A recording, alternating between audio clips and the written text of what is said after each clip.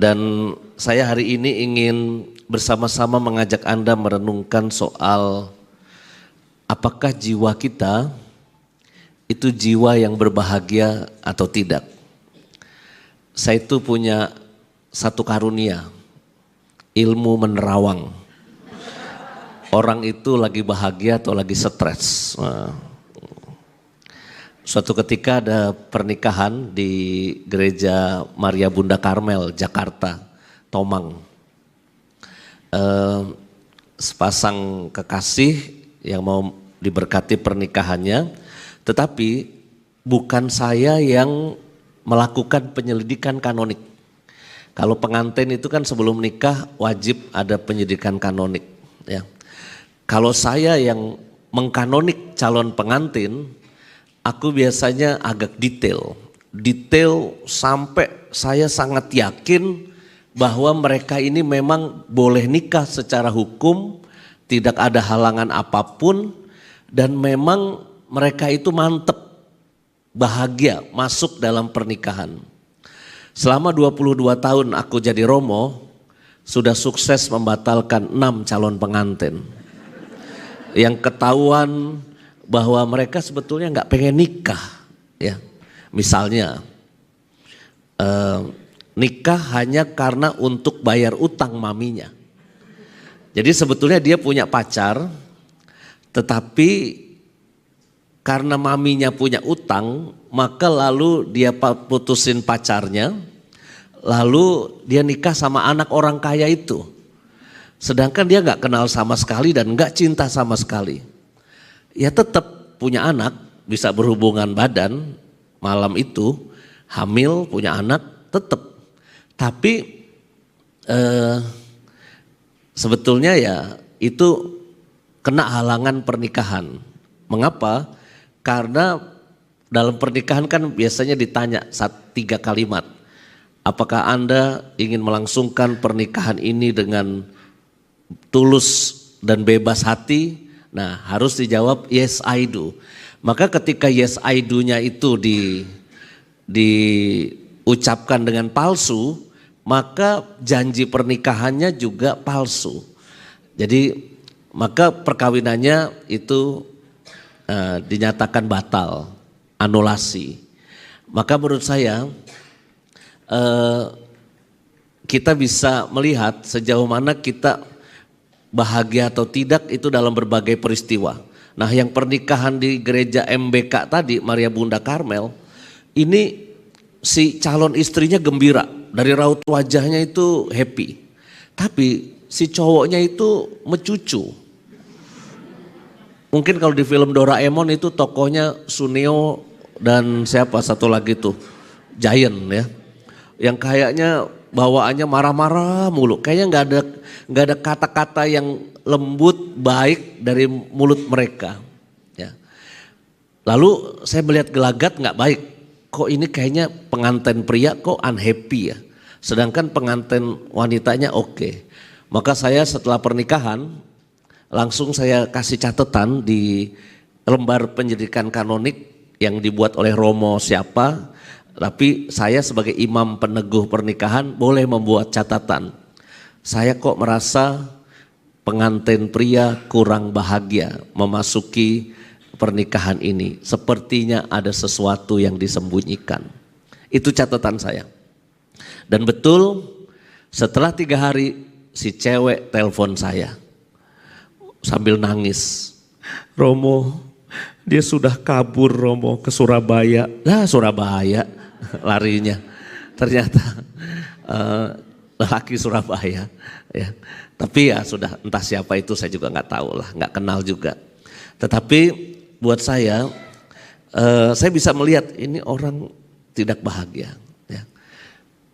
Kadangkala dari raut wajah kita ini ya kan bisa kelihatan. Ada orang yang raut wajahnya itu bibirnya itu letter U beneran, smiling gitu ya. Tapi ada yang poker face itu yang U-nya kebalik. Jadi kayaknya dia dipenuhi keruwetan, persoalan terus gitu ya. Nah, Saya kira hari ini kita ingin bersama-sama untuk merenungkan dan merefleksikan sejauh mana kita ini sudah sungguh menjadi pribadi yang bahagia. Saya ingin kutipkan beberapa ayat yang cukup menyentak saya ketika ngomong soal kebahagiaan. Ayat pertama saya ambil yang singkat-singkat saja ya. Jangan memuji seorang bahagia sebelum ia mati. Itu dari kitab Sirak bab 11. Jangan memuji seseorang bahagia sebelum dia mati. Ya. Karena nampaknya hidup itu up and down. Kadang bahagia, kadang stres, kadang dapat rejeki, kadang terlibat pinjol, ya, pinjaman online. Sekarang pinjaman online di Indonesia ngeri sebetulnya. Ya. Kadang kita dipuji orang, kadang kita difitnah habis-habisan. Ya. Jadi kebahagiaan kita tuh kayaknya masih sementara, up and down kehidupan kita. Maka kalimat kitab Sirak ini baik untuk kita renungkan. Jangan kita memuji seseorang bahagia sebelum ia mati. Pernah dongeng kisah seekor kuda dari saya tuh, yang petani miskin punya satu kuda. Lalu tetangga-tetangga orang kaya karena kudanya banyak. Maka yang bahagia itu yang orang kaya. Si miskin tidak bahagia. Itu menurut teori kita. Ingat pesan tadi bacaan kitab suci yang saya bacakan. Jangan menyebut seorang bahagia sebelum dia mati. Nah, tiba-tiba kudanya si miskin kabur ke hutan. Jadi dia makin miskin. Maka tetangga-tetangga yang orang kaya itu datang ke tempat Pak Tani untuk mengucapkan bela sungkawa. Aduh Pak Tani, kasihan ya Mas, makin miskin, kuda satu-satunya hilang ke hutan. Apa jawaban Pak Tani? Pak, Ibu, nasib baik, nasib buruk siapa tahu. Nah, ternyata kuda yang kabur ke hutan belantara itu adalah kuda cewek yang cakep. Maka di hutan ketemu 10 kuda liar. Wah, namanya dongeng ya kan? Dikejar-kejar 10 kuda liar, saking takutnya tuh kuda cewek balik lagi nyari perlindungan ke kandangnya Pak Tani. Pak Tani ngelihat ada 11 kuda masuk, dia segera tutup kandang dia sekarang jadi orang kaya punya 11 kuda. Tetangga-tetangga datang lagi ingin mengucapkan profisiat. Aduh Pak Tani selamat ya, sekarang Pak Tani jadi orang kaya punya 11 kuda. Pak Tani tidak sombong, dia tidak berkata iya sekarang aku sudah sukses gitu enggak. Dia punya kalimat yang tetap konsisten.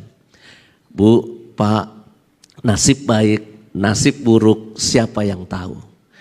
Anaknya yang kecil, anak lelakinya ngelihat bapaknya punya kuda baru, dia pengen tunggangin tuh kuda.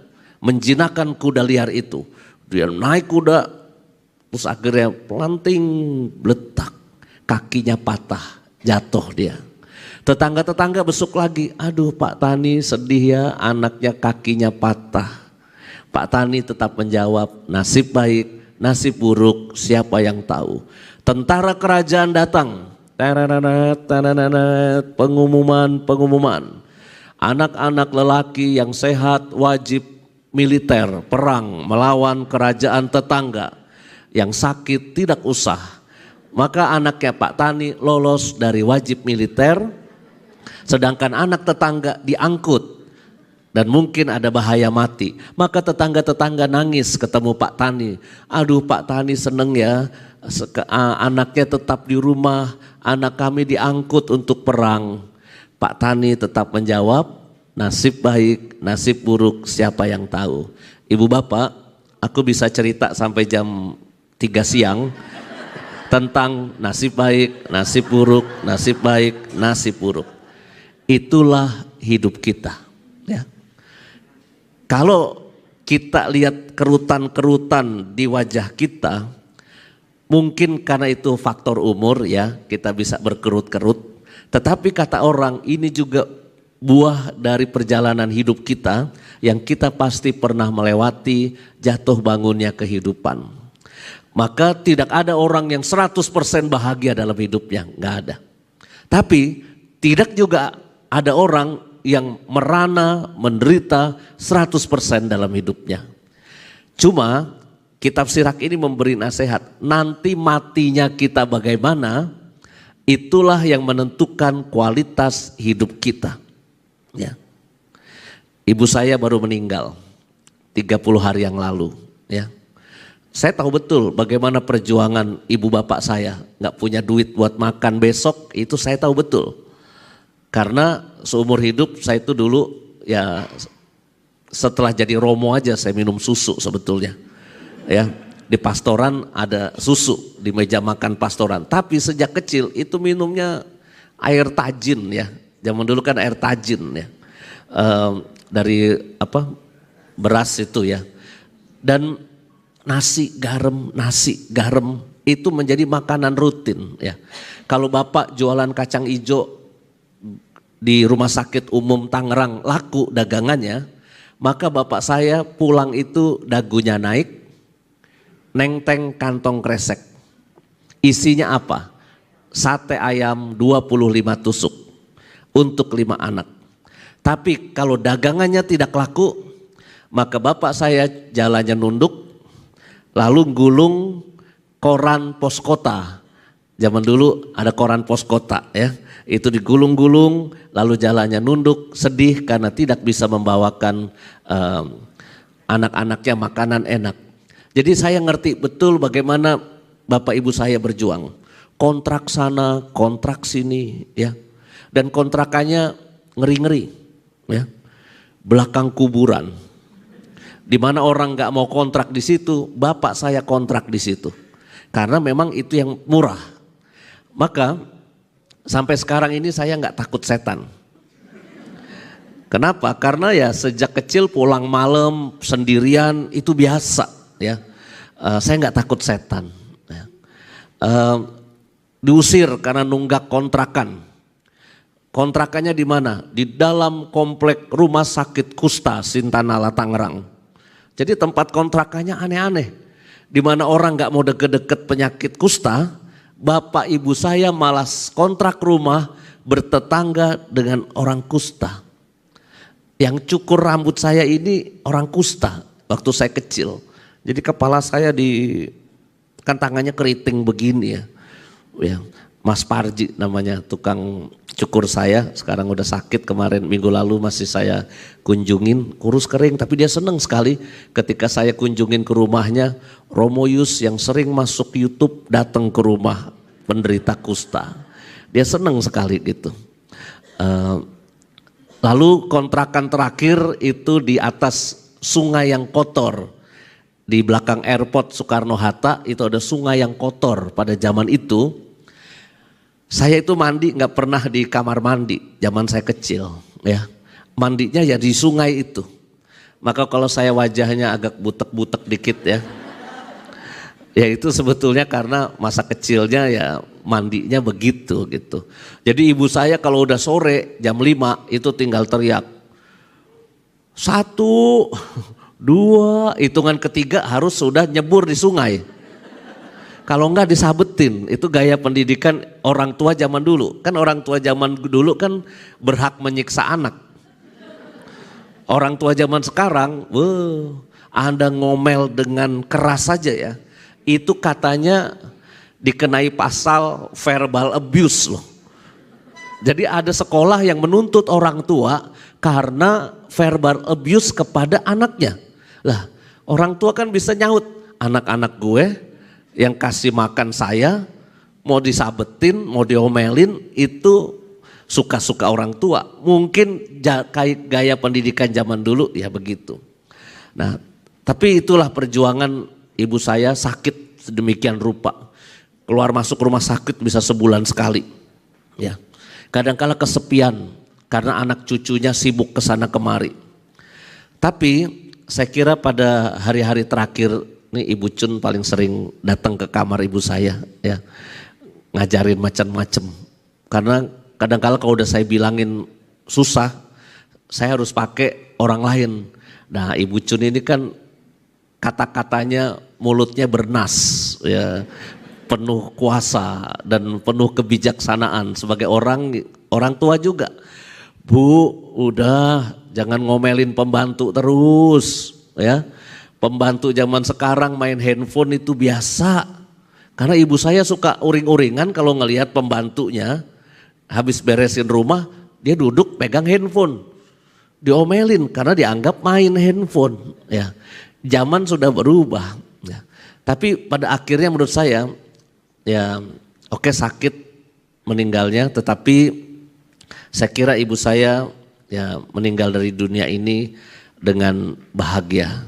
Karena yang mimpin misa aja sekali misa itu bisa 20 romo ya, bucun banyak ya. 20 uskup ikut mimpin misa. Coba kalau Anda nanti meninggal, cari romo aja susah loh. Satu aja susah nyari romo. Ini ibu saya meninggal itu 3 hari berturut-turut, romonya 20, 15, 20, 15. Ya. Artinya ya karena anaknya romo. Ya. Maka buat saya hari kebahagiaan kita itu nanti dibuktikan pada akhir hidup kita. Jangan selalu kita berpikir bahwa yang sekarang kita hadapi ini selamanya. Kalau lagi stres, Anda jangan berpikir stres Anda selamanya. Ya. Kalau lagi bahagia juga belum tentu kebahagiaan kita selamanya. Nah, ada ayat lain. Muka yang berseri-seri merupakan tanda hati bahagia. Muka yang berseri-seri merupakan tanda hati bahagia. Dulu ada seorang ustadz terkenal. Dulu ya, sekarang udah nggak terlalu terkenal. Namanya A.A. Gim. Ya. Zaman itu, waduh saya juga ngefans tuh. Dengerin manajemen kolbunya dia, saya dengerin, kasetnya saya beli gitu ya. Itu dia banyak fansnya tuh, ibu-ibu ngefans sama dia. Yang jemaah-jemaahnya tuh banyak sekali. Waktu istrinya masih satu. Teh siapa waktu itu ya? Istri Teh Rini, Teh Nini ya. Teh Celup, Teh-Tehan. Tapi ketika dia mulai punya istri kedua, Teh Desi atau Teh siapa namanya itu ya. Itu langsung fansnya bubar ya. Lalu mulai sekarang politik dan sebagainya. Tapi dulu ketika beliau lagi bagus-bagus ya, saya dengerin khotbahnya yang bagus yang masih saya ingat sampai sekarang.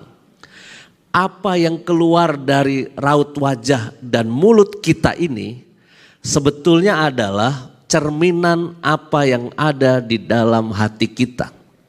Lalu dia memperumpamakan mulut kita ini kayak teko, wajah kita ini kayak teko sebetulnya.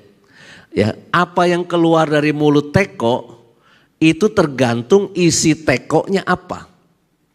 Kalau isi tekonya itu kopi pahit yang hitam warnanya, maka ketika dikeluarkan, keluarnya juga pahit dan hitam.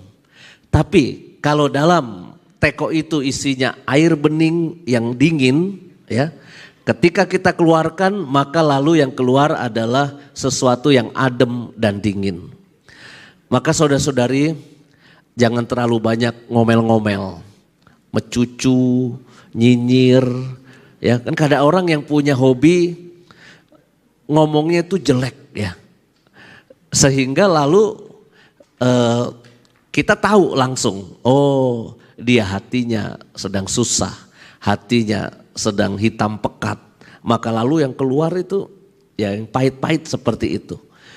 Maka wajah yang berseri merupakan tanda hati bahagia. Tapi kita juga nggak bisa menjadi manusia yang pura-pura bahagia.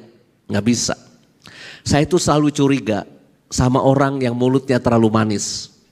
Aduh Romo Yus cakep banget ya. Khotbahnya bagus sekali. Aduh saya dengerin khotbahnya Romo Yus nggak bosen-bosen deh pokoknya. Makin dia puji-puji saya, makin saya menyingkir jauh ya. Kenapa? Kalau terlalu manis tuh tanda-tanda apa ya? Dibuat-buat lalu ujung-ujungnya palsu sebetulnya. Ya, jadi wajar saja, tapi buat saya wajah yang berseri itu ya mudah-mudahan itu keluar otentik dari batin kita ya. Ini penting untuk kita renungkan. Berikutnya, hidup bahagia hanya berlangsung sejumlah hari terbatas, sedangkan nama yang baik tinggal untuk selama-lamanya. Hari bahagia itu terbatas ya. Anda menang lotre, wah terbatas hari bahagianya. Saya lulus ujian, terbatas hari bahagianya. Saya sebagai direktur Samadi, pusat pastoral Samadi, saya bahagia nih sekarang. Tapi juga saya tahu terbatas. Bisa pindah bulan Agustus besok, saya tutup opera komedi selesai ya. Saya ganti pindah ke tempat tugas yang lain. Jadi hari bahagia itu pun bisa terbatas sebetulnya. Ya. Tetapi nama yang baik itu berlangsung, nama yang baik itu selama-lamanya. Ya. Tinggal untuk selama-lamanya. Kalau saya matinya bagus, maka nama baik itu selama-lamanya. Tapi kalau saya matinya kurang bagus, maka yang bagus-bagus dari kita itu tidak akan diingat orang. Dan mungkin orang juga akan malu kenal sama kita. Kalau saya matinya lagi mimpin misa misalnya, inilah tubuhku yang diserahkan bagimu. Kayak Romo Hariliong kena serangan jantung kan? Waktu itu beliau sudah kesini belum? Habis serangan jantung, ya. Ya, semoga dia bertobat soal makanan. Ya. Tapi udah ke Surabaya, waduh bahaya itu. Saya bilang, Liong, lu habis serangan jantung ke Surabaya, bahaya itu ntar diajak makan enak terus itu di Surabaya. Saya bilang begitu. Terus kalau saya matinya lagi misa, waduh, itu pasti bikin heboh, pasti bikin heboh. Netizen saya yang jumlahnya puluhan ribu pasti nangis, wah, sedih. Ya. Keluarga saya sedih. Tetapi saya yakin kematian itu kematian yang bagus. Mati lagi mimpin misa. Buat seorang Romo itu kematian yang bagus. Pasti saya akan langsung jadi cover majalah Hidup. Imam yang baik itu telah pergi. Wah, kalau saya matinya bagus. Anda juga ngelayat saya semangat. Ayo kita charter pesawat, Bindoman ngelayat ke Jakarta misalnya. Kalau saya matinya bagus Bapak Ibu. Ya kan? Uskup juga khotbah gitu pasti akan semangat. Aduh Romo Yus ini imam yang saya andalkan. Ya, Keuskupan Agung Jakarta itu banyak melakukan ini itu karena Romo Yus inilah imam saya yang setia. Wah, kalau saya begitu matinya. Tapi kalau saya matinya lagi pijet, kalau di Jakarta itu ada tempat pijet namanya Mangga Besar, ya kan? Matinya di Mangga Besar, pijet dengan tidak sehelai benang pun. Wah. Romo kok matinya di panti pijet, ya kan? Anda juga ngomongin saya, ya pernah sih datang, cuma gue lupa kapan ya datangnya ya. Bu Ervina juga ya nggak usah ke Jakarta lah, nggak usah, ya kan? Berat-beratin di ongkos, ya kan? Kalau saya matinya jelek, kebaikan-kebaikan saya dilupakan orang. Tapi saya kira Bucun akan tetap setia. Saya matinya bagus atau jelek dia pasti datang. Kalau Bucun gak datang, saya yang datengin dia. Ya. Ini yang saya maksud bahwa nama yang baik itu ya, kebahagiaan itu sementara yang kita punya ya. Tapi ternyata nama yang baik bukan cari nama pengen pamer ya, bukan ya. Tetapi hidup kita baik, perbuatan sama orang juga baik, nggak jahat-jahatin orang, ya nggak nipu orang, mau berkorban buat orang lain. Itu menurut saya itu hal yang baik ya, yang nanti akan menjadi legacy, warisan buat kehidupan kita. Nah, bagaimana kita bisa menjadi pribadi yang bahagia, ya? Mungkin mulai dari yang kecil-kecil dan yang ringan dulu ya, sebelum sampai ke kebahagiaan rohani ya. Menurut saya yang paling ringan itu begini, kalau Anda ingin menjadi pribadi yang bahagia, pakailah prinsip nikmatilah hic et nunc Anda. Hic et nunc itu bahasa Latin, tapi bahasa Inggrisnya itu here and now. Hic et nunc bahasa Latin, bahasa Inggrisnya here and now, di sini dan saat ini. Kalau Anda mau jadi pribadi yang bahagia, nikmatilah kekinian Anda. Detik ini Anda lagi dengerin khotbahnya Romo Yus, nikmatilah Romo Yus sedang bercerita dan berkhotbah. Kalau Anda duduk di ruangan ini, di Katedral Surabaya ini, tapi tiba-tiba Anda ingat, aduh kompor tadi belum dimatiin kayaknya tuh di rumah. Badan Anda di sini tapi pikirannya ke kompor yang di rumah, percayalah sama saya, Anda duduk di sini tidak bahagia. You akan sibuk ngelihat jam tangan. Ini Romo khotbahnya lama bener, ya kan? Gak berhenti-berhenti. Atau tiba-tiba ingat, aduh brankas belum ditutup. Ada emas batangan 5 kilo. Nanti kalau seinem masuk bagaimana? Maka kita mulai resah, kita mulai gelisah dengan sesuatu yang tidak ada di sini. Ya. Hai bapak-bapak, ibu-ibu, orang tua, berbahagialah dengan anak Anda apapun adanya dia. Jangan punya hobi membandingkan anak Anda dengan anak orang lain. Ya. Ketika kita mulai membandingkan anak Anda dengan anak orang lain, pada titik itulah kita mulai menjadi uring-uringan dan tidak bahagia. Anaknya misalnya kurang pinter, agak-agak oon gitu, ya. Sedangkan anak orang lain kok nilainya bagus, 90, 100, 90, 100 ya. Tetapi anak saya kok remedial terus ya. Tolong jangan diomelin terus anak seperti itu.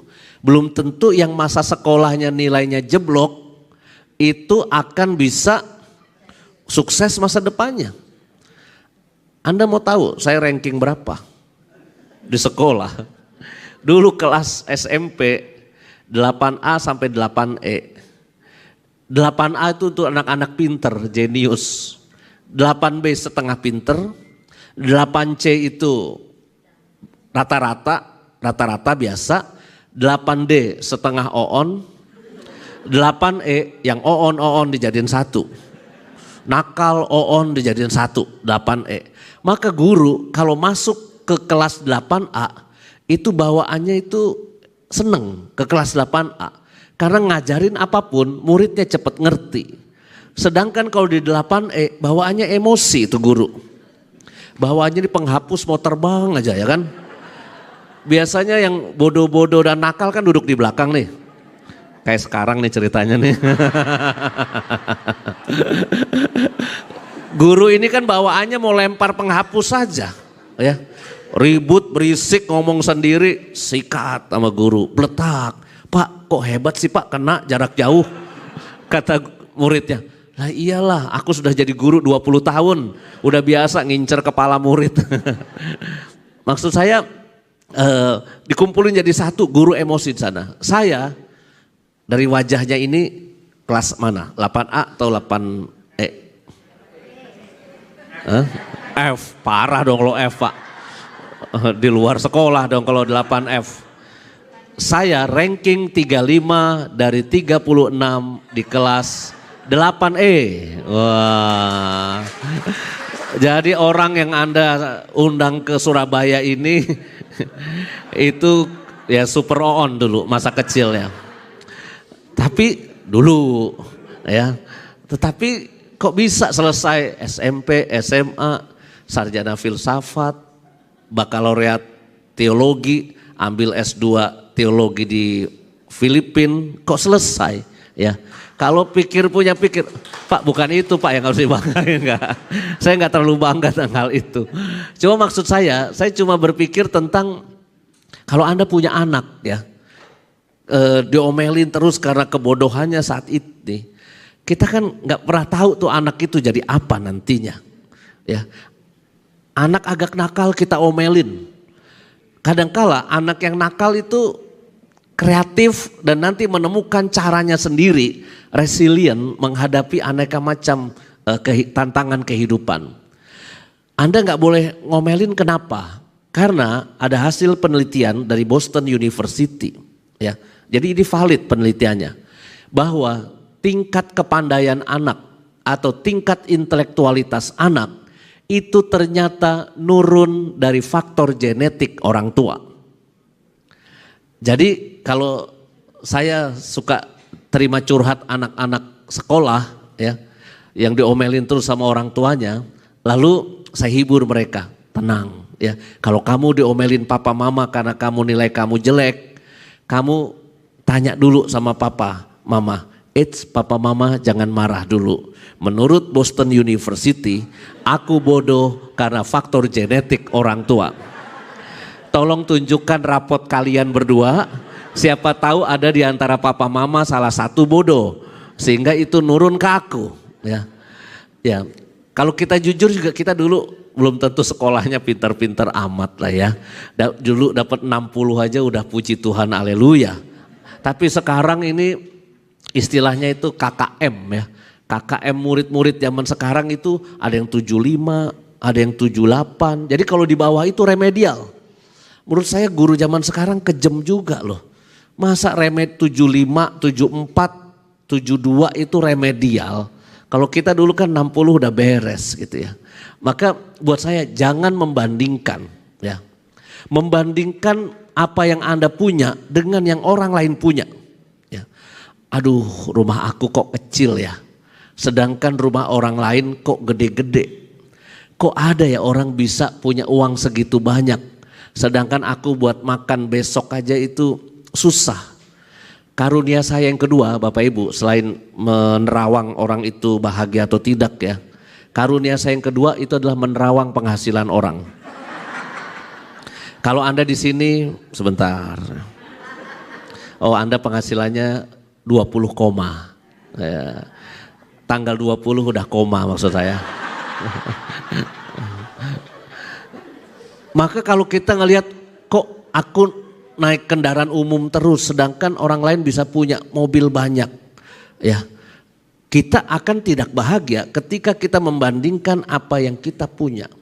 Kok suami orang lain kalau ulang tahun bisa ngasih istrinya hadiah berlian, tas Louis Vuitton, Hermes atau apapun lah yang merek-merek yang kayak istrinya Rafael Alun punya itu ya. Itu kan mahal-mahal ya kan. Kok ada orang bisa punya koleksi tas mahal-mahal sedemikian rupa. Sedangkan aku ini tas kresek. Ya, kalaupun bukan tas kresek kayak tas KW lah ya. Tas KW gitu. Ketika kita mulai sibuk membandingkan, percayalah pada titik itu mulai tidak bahagia. Suami-suami, kalau you mulai membandingkan istri Anda dengan orang lain, aduh, udah mulai tidak bahagia. Dulu istri yang Anda nikahi itu bentuknya push. Tapi setelah sekian puluh tahun nikah sama Anda, kok makin abstrak gitu ya. Itu karena kebanyakan nemenin makan Anda malam-malam. Sehingga lalu dianya gemuk ya. Ketika mulai membandingkan dengan sekretaris Anda, wah, Anda mulai kurang bahagia. Maka saya kira kunci dari kebahagiaan itu adalah stop untuk membanding-bandingkan. Kalau mau membandingkan, lebih baik kita nengok ke bawah. Kalau kita nengok ke bawah, hati akan bersyukur bahwa kita dikaruniai apa yang kita punya. Ya. Tetapi setelah bersyukur, you akan nolong berbuat kasih. Ya. Kalau orang nengoknya ke atas terus, dia akan merasa jadi orang miskin terus. Tapi ketika dia nengok ke bawah, oh ada orang yang lebih susah daripada aku. Saya baru nonton di Kick Andy beberapa hari yang lalu ya. Itu ada lelaki ya, bapak-bapak, dia jualan apa gitu ya. Orang miskin juga gitu. Ya, lalu dia ngelihat ada nenek-nenek itu ngemis. Nenek-nenek itu ngemis. Terus ditanyain rumahnya di mana. Dia anterin ke kampung itu. Ini siapa kok ada nenek-nenek berumur 84 tahun, ini kok ngemis terlunta-lunta di pinggir jalan seperti ini. Ini keluarganya yang mana? Jadi mas-mas ini mencoba mengembalikan nenek ini kembali ke keluarganya. Lalu dijelaskan oleh Pak RT, nenek itu sebatang kara, tidak punya anak, tidak punya keluarga. Maka lalu dia terlunta-lunta di pinggir jalan seperti itu. Lalu akhirnya nenek itu dibawa ke rumah keluarga mereka. Si suami, si mas ini minta izin sama istrinya. Lalu walaupun mereka hidupnya susah, gubuknya juga nggak bagus. Itu akhirnya diterima, dimandiin, dimasakin yang anget-anget, dirawat baik-baik lukanya. Lalu suatu ketika nenek ini kesaksian di Kick Andy, pasti sudah sudah diobservasi, udah diteliti pasti. Lalu ditepuk-tepuk si mas ini, terima kasih ya mas, ya nak, terima kasih ya nak. Nanti kamu akan mendapat apa yang tidak pernah kamu dapat. Nanti kamu akan pergi ke tempat yang mungkin kamu tidak terpikir untuk pergi ke sana. Ditepuk-tepuk gitu. Nah, suami istri ini udah berapa tahun nikah nggak punya anak. Ya, karena apa? Suaminya lelaki ini cerita dia di King Andy itu karena kelemahan seksualitas si suaminya. Jadi tidak bisa menghamili istrinya. Lalu akhirnya mereka punya anak 3 sesudah itu. Lalu omanya meninggal. Jadi nenek itu meninggal. Lalu akhirnya mereka punya anak 3. Lalu jualan mereka. Akhirnya kenalan sama siapa, jualan apa gitu ya. Makin maju. Dia bisa berangkat umroh, naik haji, pergi jauh. Dan itu dialami. Bayangkan ketika kalau kita hidup itu selalu nengok ke atas, tidak nengok ke bawah. Ada orang yang jauh lebih susah daripada kita. Mungkin si mas dan istrinya itu tidak akan nolong si nenek tua itu. Dan mungkin juga ya dia tidak ditepuk-tepuk oleh nenek itu. Suatu hari nanti kamu akan mendapat apa yang tidak bisa kamu dapat. Itu kan kalimatnya sangat spesifik ya. Bukan pesan yang biasa. Kalau yang biasa basa-basi kan terima kasih ya, semoga kamu dibalas oleh Tuhan kebaikannya. Itu kan umum. Tapi ini kalimatnya itu spesifik, kamu akan mendapat apa yang tidak kamu dapat dan kamu akan pergi ke tempat yang kamu tidak bisa pergi. Nah, saudara-saudari, bukan kita hanya mau berharap pahala dari Tuhan, bukan. Kalau kita berbuat baik, jangan juga pakai prinsip do ut des. Do ut des itu bahasa Latin, aku memberi supaya kamu memberi. Itu do ut des. Jadi sama Tuhan kita bisa jadi begitu. Aku berbuat baik, ya, aku rajin doa, aku rajin nyumbang donasi supaya berkatnya nanti balik ke aku berlipat kali lipat. Saya pernah kebaktian di sebuah ekumene kantor ya, Natalan. Wah, setelah kan kalau gaya ekumene itu kolektenya kan maju, ya. Jadi kantongnya taruh depan, satu persatu maju.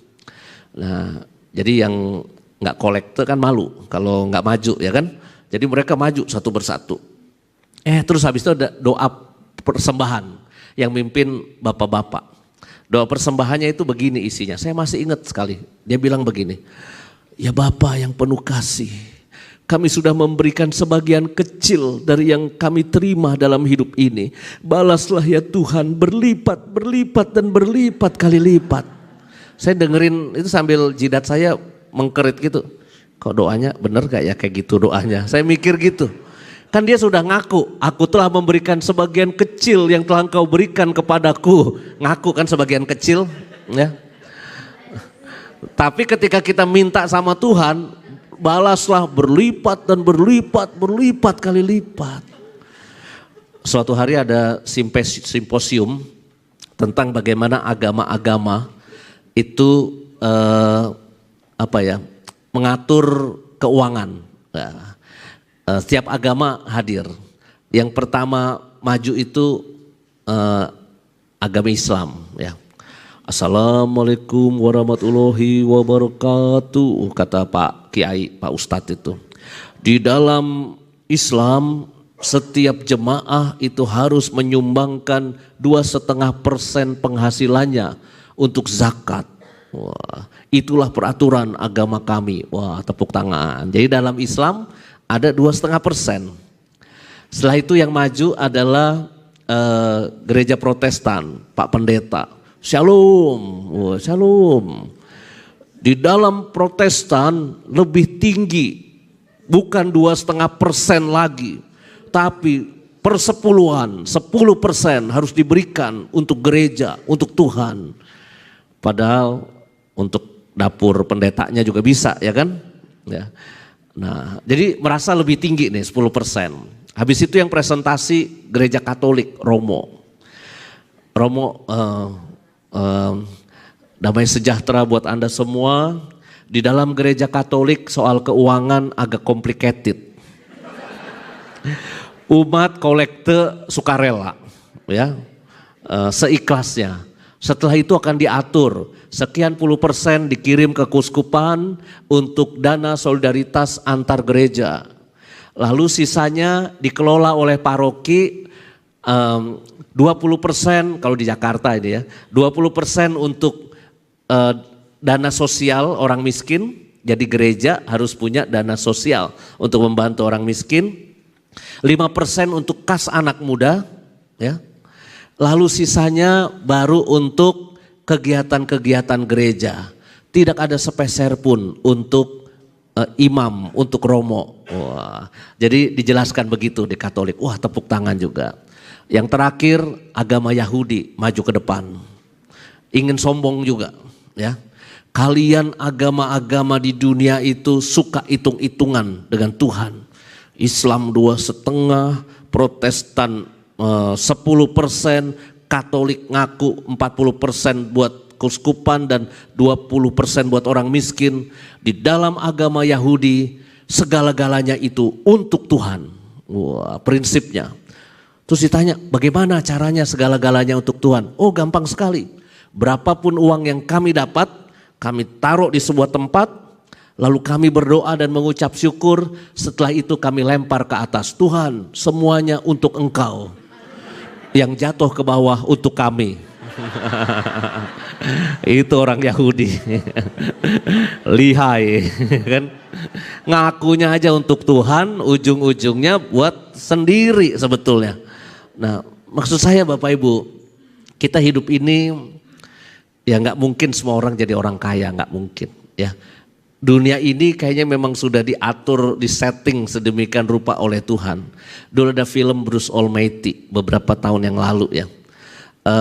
Bruce itu minta sama Tuhan karena dia punya keahlian, kesaktian apalah waktu dalam film itu. Dia minta sama Tuhan supaya semua orang jadi orang kaya. Apa yang terjadi? Duit turun dari langit, dikabulkan oleh Tuhan, ya. Duit turun dari langit, dolar jatuh. Wah, semua orang pada berebut duit. Wah, ngambil berapapun bisa. Singkat kata semua jadi orang kaya. Apa yang terjadi? Tidak ada yang buang sampah, tidak ada yang jualan daging, tidak ada yang jualan sayur, tidak ada yang jaga pom bensin. Dunianya macet ketika semua orang jadi orang kaya. Jadi menurut saya nggak ada teori dunia ini harus jadi orang kaya semua, nggak ada teori itu. Tapi yang dikaruniai lebih harus bersolidaritas kepada yang kurang. Sedangkan yang kurang kita harus tetap bersyukur bahwa kita bukan orang paling miskin sedunia, ya. Kita bukan orang paling susah sedunia. Jadi menurut saya bersyukur itu penting, ya. Nah, berikutnya yang mau saya ungkap hari ini adalah tentang doa sebetulnya. Bagaimana kita menjadi pribadi yang bahagia itu terkait dengan doa kita. Bapak Uskup Ignatius Kardinal Suharyo itu pernah pesen sama saya dan tim, ya. Tolong bikinin sebuah pengajaran tentang liturgi yang transformatif. Liturgi yang transformatif. Loh, kenapa Bapak Uskup kok pengen tema itu? Karena ada dugaan bahwa kadangkala doa-doa kita, liturgi kita itu nggak ngefek dengan perubahan karakter dalam hidup kita. Ya. Kita di gereja, di ruang ibadah begini bisa nyanyi-nyanyi sampai angkat tangan kan, sampai meremelek sedikit tadi saya lihat ya, tim pujian, ku mau cinta Yesus selamanya. Wah, merdu dan kayaknya dihayati sekali ya. Tetapi ketika kita sudah di luar gereja, di luar rumah ibadah, apa yang kelihatan rohani di ruang doa ini itu bertolak belakang. Ya, bertolak belakang. Ini yang waktu saya kuliah disebut ateisme praktis. Kita bukan ateis karena di dalam KTP kita ada tulisan agamanya Katolik. Kita percaya Tuhan, ya. Tetapi kenapa disebut ada gejala fenomena ateisme praktis? Karena kelakuan kita, perbuatan kita sama orang di luar sana itu bertentangan dengan apa yang diajarkan Tuhan di rumah ibadah. Ya. Tuhan mengajarkan kita saling mengampuni, berdamai dengan orang lain. Janganlah engkau melangsungkan ibadahmu kalau engkau masih teringat, masih punya perkara dengan saudaramu, tinggalkanlah dulu mezbahmu dan berdamailah dulu dengan dia. Kenapa? Di situ Tuhan menuntut apa yang kita lakukan dalam doa kita itu sebetulnya berefek dengan kehidupan kita. Mengapa bisa begitu? Karena kita doanya itu mungkin cuma sepotong, dalam artian gini. Kita memahami doa itu kesempatan buat kita menyampaikan kesusahan-kesusahan hidup kita, memohon kepada Tuhan supaya hidup kesusahan-kesusahanku ini dipulihkan oleh Tuhan. Jadi doa itu dijadikan hanya sebagai untuk tempat kita memohon. Sedangkan doa yang sejati itu sebetulnya adalah kita menjalin relasi cinta dengan Tuhan. Bukan pertama-tama kita minta ini minta itu sama Tuhan. Ya. Nah ini yang kadangkala membuat kita tidak bahagia dalam beriman. Kenapa? Kita merasa Tuhan kita tidak mengabulkan doa. Tuhan kita tidak sayang sama kita. Karena kok doaku tidak dikabulkan. Ya.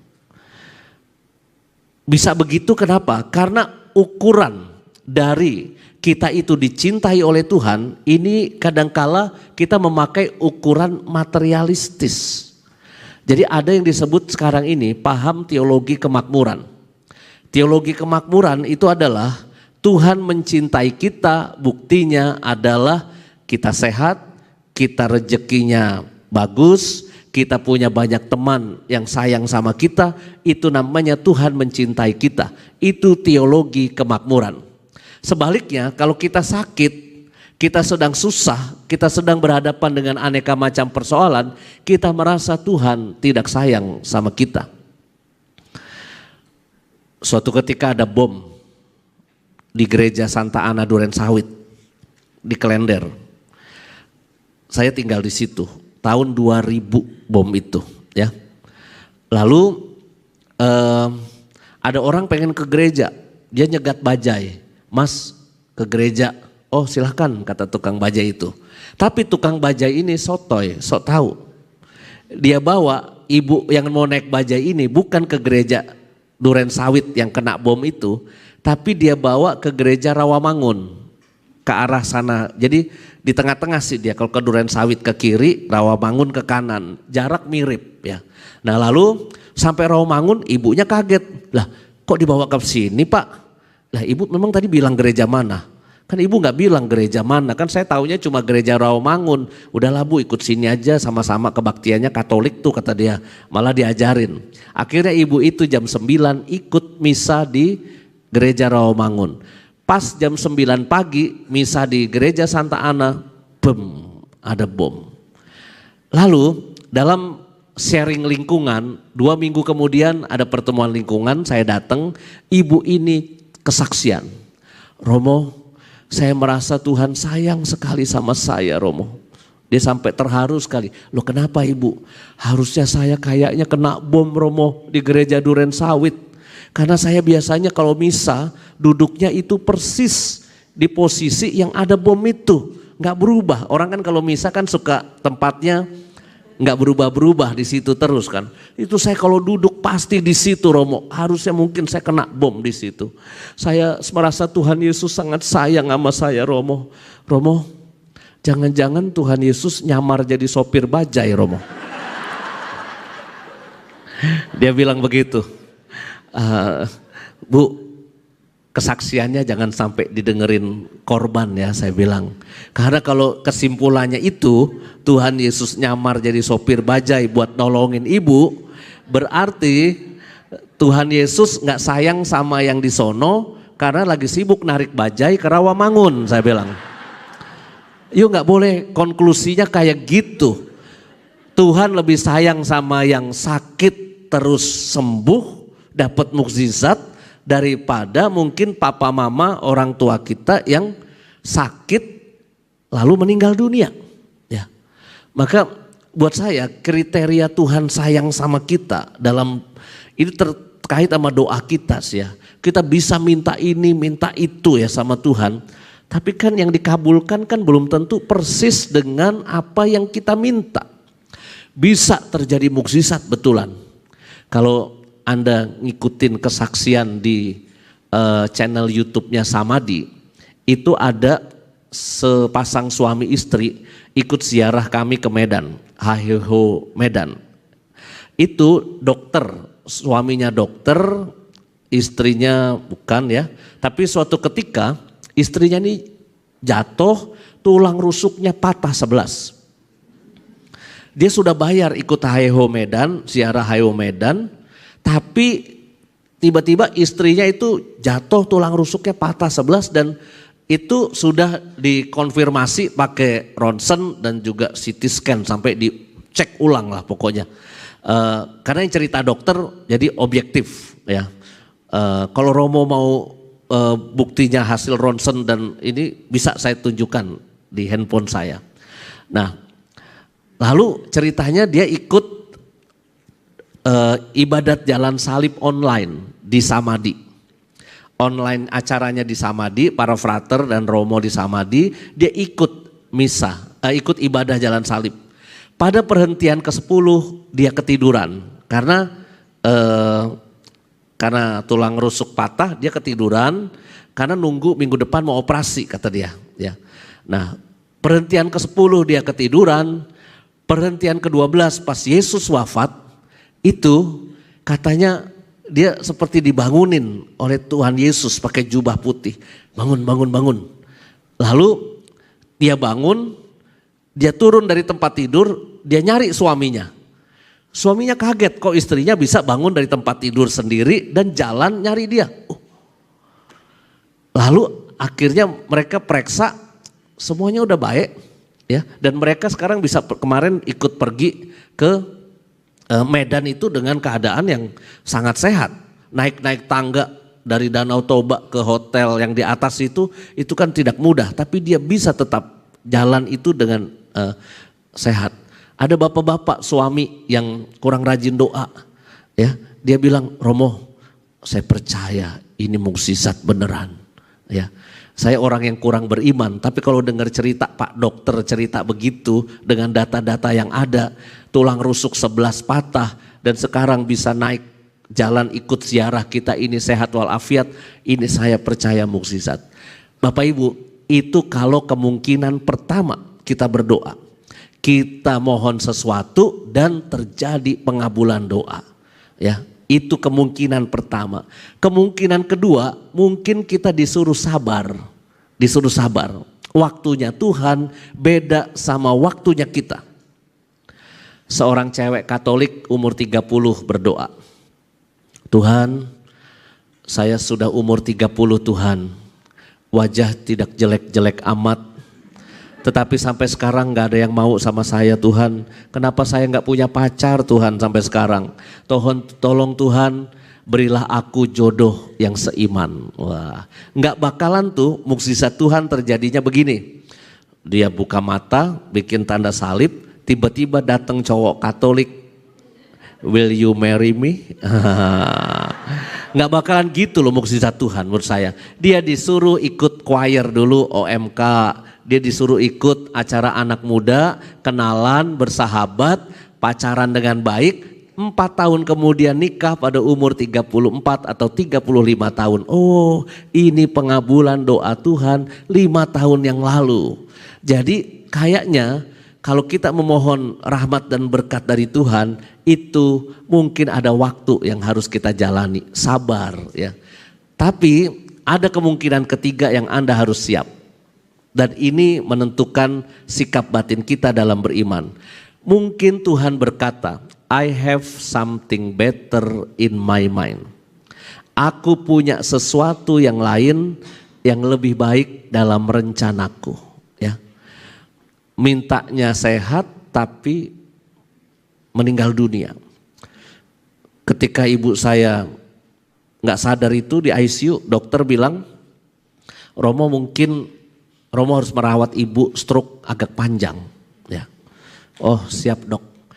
Maka langsung saya siapkan kamar ibu saya bersihkan, saya perlebar, kamar mandinya juga saya rapiin supaya kalau ibu mandi, ibu dibersihin itu kamar mandinya lebih enak. Saya langsung suruh tukang bangunan beresin kamarnya ibu saya. Tapi besoknya ibu saya pendarahan terus, seperti orang menstruasi tapi lewat belakang ya, dan itu hitam pekat. Waduh, dokter bingung. Lalu dokter menawarkan hasil kolonoskopi, kemungkinan pertama itu operasi usus dipotong. Tapi kata dokter, janganlah Romo, itu sama juga mempercepat kematian di meja operasi. Itu kata dokter. Pilihan kedua ada obat yang masukkan ke infus, 1 kali suntikin ke infus harganya 20 juta. Kalau keluarga bersedia dan mampu, mari kita coba. Itu kemungkinan kedua. Kemungkinan ketiga itu adalah obat-obatan biasa yang kita punya sekarang di rumah sakit. Tambah transfusi dan sebagainya karena pendarahan terus. Tapi kalau itu enggak berefek, kita hentikan obat-obatan. Yang penting ibu ditungguin oleh keluarga, bisa bersama keluarga terus. Paliatif jadi cara keempat. Saya sepakat maka ke adik saya, cara pertama kita coret, enggak usah operasi. Yang kedua, mari kita kejar, kita usahakan obat itu, ya, semampu kita. Ya. Lalu berhasil 2 kali kita suntikin, ya, tapi ternyata pendarahan lagi, lalu akhirnya meninggal dunia. Tapi waktu itu saya udah siapin, sambil saya nyiapin kamar ibu saya, malam-malam itu saya bikin buku misa requiem untuk ibu saya. Padahal ibu saya belum meninggal. Meninggalnya 5 minggu kemudian, ya. Tapi saya sudah bikin buku misa requiem kematian ibu saya. Satu sisi saya menyiapkan kamar supaya ibu saya nanti kalau dirawat itu bisa lebih nyaman. Satu sisi saya juga menyiapkan kalau ibu saya nggak kuat meninggal dunia, saya sudah siap. Tinggal send ke percetakan yang saya kenal, langsung siang pasti jadi. Maka kalau saya berdoa ibu bapak, kasus dalam keadaan sakitnya ibu saya mohon ibu saya sembuh pasti. Apapun kita lakukan. Tetapi bagi saya harus menyiapkan juga kalau Tuhan punya rencana yang berbeda dengan apa yang saya minta. Maka ketika ibu saya meninggal dunia, ya sudah dalam hati saya ikhlas, ibu udah jauh lebih bahagia, udah banyak berjasa buat kehidupan kami anak-anaknya, dan terima kasih Tuhan untuk itu semua. Jadi bagi saya ya, doa itu juga menentukan kebahagiaan iman kita. Kalau tadi kan kebahagiaan manusiawi ya, tapi bagaimana sikap batin kita berdoa itu menentukan juga kebahagiaan kita beriman ya. Karena ketenangan kita, keyakinan kita tergantung sikap batin kita ketika kita berhadapan dengan kebutuhan-kebutuhan manusiawi kita dan kita mohon sama Tuhan. Maka itulah yang mau kita terus perdalam. Kita punya kebahagiaan manusiawi. Saya harap Anda juga secara manusiawi bahagia ya. Punya rezeki yang cukup, sehat ya, relasi baik-baik semua, entah dengan keluarga, dengan teman-teman, itu kebahagiaan. Ya, Tetapi juga Anda harus punya kebahagiaan iman. Apapun yang Tuhan kasih dalam kehidupan ini, kita jangan pergi dari Tuhan. Kita tetap berpegang pada Dia, karena Dialah nanti dan sekarang ini satu-satunya juru selamat kita. Tuhan memberkati saudara sekalian. Amin.